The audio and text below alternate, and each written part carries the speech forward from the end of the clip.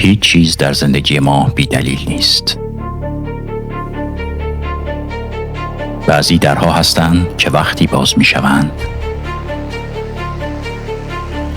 نیروهای اهریمنی را وارد زندگی ما می کنند. کتاب مقدس این را پنهان نکرده و ما هم نباید نادیده بگیریم. یکی از این درها گناهی است که ادامه پیدا می کند. وقتی می دانیم چیزی اشتباه است اما رهایش نمی کنیم. در بعدی نبخشیدن دیگران است. وقتی خشم را نگه می داریم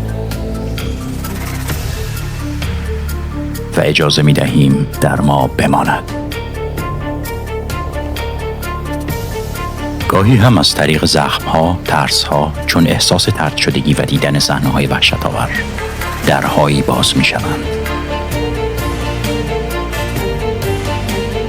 و وقتی چیزی جای خدا را در زندگی ما می‌گیرد، چون موبایل، پول، پورنوگرافی، وقتی قلب ما به چیز دیگری غیر از خدا وابسته می‌شود، اینها نوعی پرستشند. همچنین پرستش خدایان دروغین، اسلام، بودا، عرفان، فراماسونری. اما واضح تر از همه درگیر شدن با چیزهایی است که خدا ما را از آنها نهی کرده.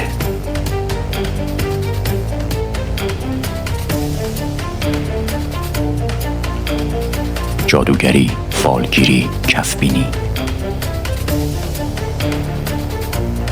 طالع بینی، احضار ارواح، دعانویسی، جنگیری.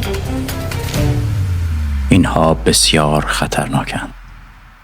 اینها در هستند و وقتی باز شوند چیزهایی وارد می شوند که کنترل آنها با ما نیست. حتی پیام‌هایی را که باور می کنیم می توانند در باشند.